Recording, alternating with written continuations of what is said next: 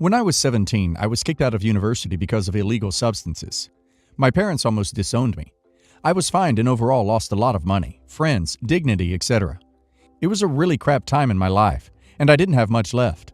My mom and stepdad told me that if I got a well-paying job and worked for a year, they would contribute towards me moving out their house. I found a job in an office that was vaguely related to my preferred field. It was basically just making cups of tea, printing, and sending emails for people. I was just an assistant, but I hoped it would be the first step into getting into the actual job I wanted to do, by networking and learning things from the environment I was in. After a year, my parents helped me to move out, mostly so they could get me out of their hair, and I moved closer to work. I concentrated all my life on just working. I still didn't have many friends, couldn't talk to my family, etc. So concentrating on work seemed like the best and only thing I could do. Over the year that I worked there, I had gained some respect in the office and was starting to become good friends with a few of my colleagues. After the first year, I started to get given more responsibilities, and I was actually allowed to give some input on some of the projects. My boss, he wasn't at the top, but he was above me, Jeremy, seemed to like me and trust my opinion, and he sometimes gave me really good opportunities to gain experience and get my name out there. I met some well-respected and influential people within my field, and I was so happy and grateful to Jeremy. He took me under his wing. After about 18 months of working there, the top boss got fired for some reason, and Jeremy took his place. He was basically at the top of the ladder within our office, and he kind of took me along with him. I was given a pay raise, but my title never changed, so nothing was really official. Eventually, I met his son at an office party, and we really clicked. I spoke to him more a lot of the evening, and we even exchanged numbers. I was worried Jeremy would be weirded out, but he was really encouraging and said that we should all have dinner together one time. A couple of months later, Jeremy went to work abroad for 2 months on a project. I felt really lost without him, to be honest. He was almost like a father figure to me, and he guided me at work to be successful. I spoke to his son, Matthew, about it because obviously Matthew was going to miss him too. Matthew has a physical disorder that means he's in a wheelchair, and I know he relies on his father for a lot. There's a lot of things he can't physically do, and it stops him from developing relationships because he's not confident and he struggles to meet people. Over a month, we talked on the phone a lot, and at the work Christmas do, I invited him to come along. I got very drunk, and we ended up kissing a lot. I was terrified I'd be fired, or worse, but the next day, Jeremy called me and he was really happy about it. He said that Matthew was really happy too, and that he hoped we'd continue a relationship. We did continue to talk, but we didn't meet again because I was just trying to concentrate on myself. I was working, volunteering, going to the gym. When Jeremy came back from being abroad, the first thing he did was call me into the office and ask how it had been going with Matthew, and I just told him that we'd been talking, but I'd been busy. Jeremy told me he had a surprise for me, and he took out a new contract for me that included a pay raise and more responsibilities that I wanted. Before I signed it, he made a joke about how he would only let me have it if I went on a date with Matthew that weekend. I thought he was just joking, and my weekend was free, so I laughed and said, "Yeah, sure," and signed the contract. I arranged to meet Matthew that weekend, and we had a date that went pretty well. He's a really sweet, funny, kind person, and I'm really attracted to him. We have a lot in common, and I enjoy his company. He makes me feel comfortable, but he also keeps me on my toes. We went on a few more dates, and I was really starting to fall for him. We even spent my birthday together and slept together, and I am still very invested in our relationship. We talk every day, and we see each other at least twice a week. Matthew doesn't talk about his feelings a whole lot, so we haven't officially gotten any further. We're not boyfriend and girlfriend, and we've never spoken about our feelings. Jeremy has hinted a few times that I should ask to make it official, but I never talk to him about it because I find it weird. Then, a few days ago, he came to my house to talk about a big project and a big company that's going to make us huge if it goes well. He offered me the chance to have an official role in the project with a big bonus and a big opportunity to make a name for myself, on the condition that I make it official with Matthew. I'm totally and completely freaked out. I went very quiet, and Jeremy said he'd leave me to think about it. He left all the documents at my house about the project, with a lot of pound signs on it, and a lot of big influential names. Basically, to say to me, here's what you could have if you accept my bribe. I do like Matthew, and I actually was thinking recently that if Matthew asked me to make it official, I would say yes. But not like this. I don't want it to be like this. I didn't see Jeremy at work yesterday, and I haven't spoken to him. I've been talking to Matthew, but I've just pretended like nothing's happened. I don't think he knows about it. I don't know what to do. I am falling for Matthew, and I'm scared to lose him and duck it up.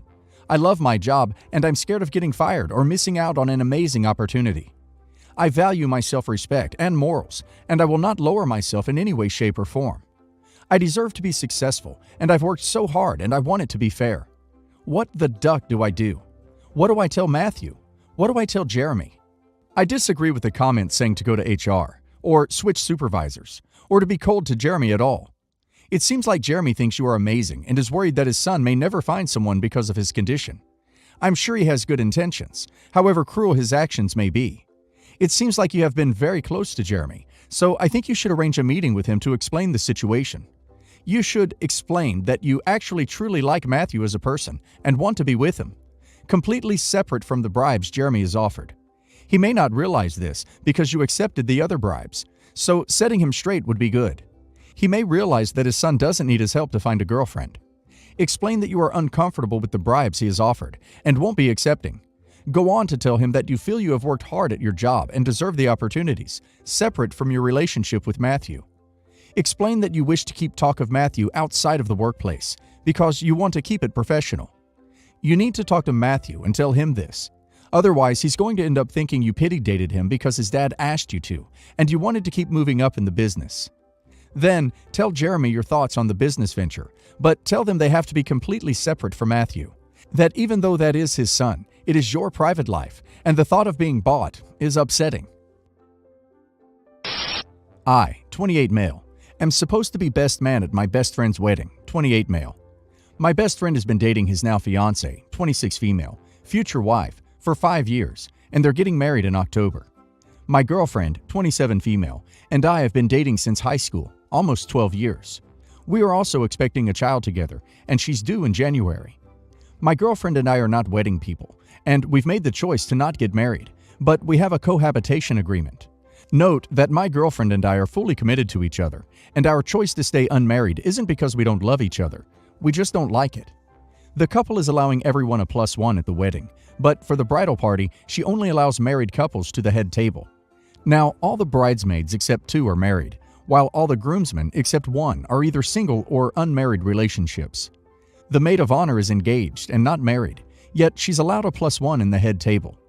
When I assumed my girlfriend would be an exception to that rule, since we live together and also expect a child, the bride immediately shut me down and said no exceptions, married couples only. I told her it's not fair since she made an exception for her maid of honor, who's her cousin. Her words to me were, "No ring, no bring." She said she accepts our choice to stay unmarried, but that choice has consequences, and as long as we're not married, then we're not committed.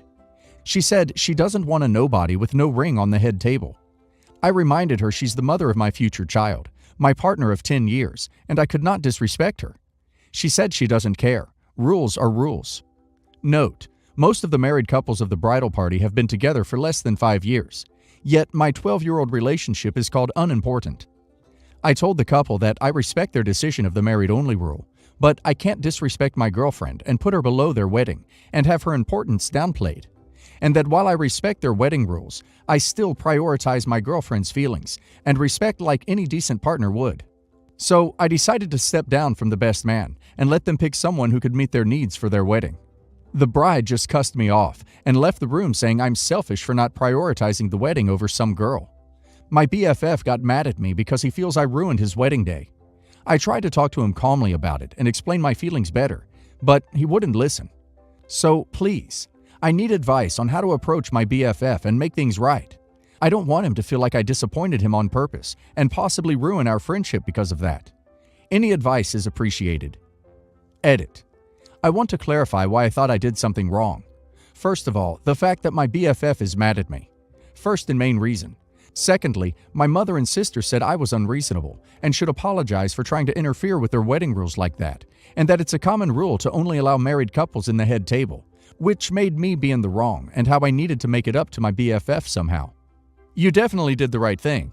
While she's entitled to set whatever rules she wants for her wedding, however daft they may be, so are you entitled to decline to be a part of them.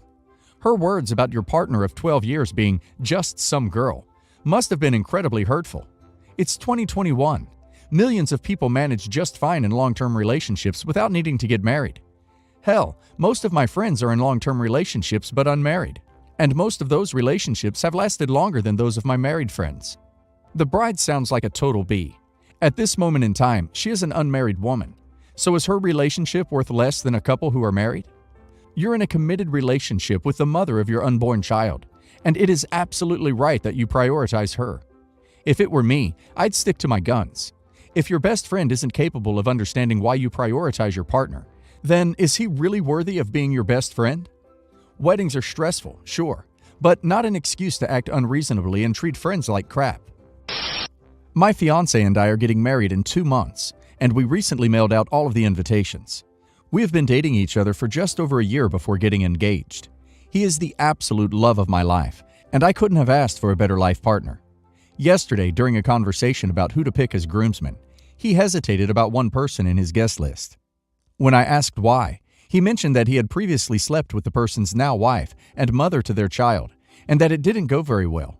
When I pressed further, he mentioned that he jumped around a lot in college, and this presumably was with the woman who is now his friend's wife. All of them went to the same undergrad. This surprised and hurt me because it was the first time that I had heard about his jumping around and that he had slept with this woman in question. I then asked how many women has he been involved with in our guest list. He said 2 initially, then remembered a third one which was a drunken hookup in his first month in college. He also apologized and said that he is disgusting by how he used to be before and has taken a lot of steps to improve himself, which I believe to be true. It isn't the sleeping around or hooking up that bothers me. It's the fact that I had to ask him for those details instead of him telling me himself. I didn't invite anyone I was even remotely romantically involved with because this is our wedding, our sacred day. And then I come to know that he has been involved with 3 women who've already been invited. They are all good friends of his, and had he told me before inviting them, I don't think I would have minded it as much, even if I wasn't happy about it. I don't plan on asking my fiancé to uninvite them or anything of that sort, but I do feel low on enthusiasm. My fiancé and I never had the count talk because we're all grown-up adults, but sometimes I wonder what else will I find if I really asked. I also understand that these may be temporary emotions that I'm feeling right now, given the novelty of the information, and will settle down as time passes. I wanted to reach out and see if anyone has felt something similar, and if they have any words of advice or support for me. Edit. 1. When I say we didn't have the count talk, I meant we've talked about each other's histories, and I had a fair idea that he had been with many more partners than I, but never made a list of exactly how many people were there, and who they were. I mean this compassionately. Y'all need to tap the brakes. It sounds like the 2 of you don't know each other that well. It's less expensive to wait another year or 2 for marriage, to work through other potential issues, than it is to pay for a wedding, possibly suffer another negative surprise, go to marriage counseling, and worst case, divorce. I'm not saying your relationship is doomed.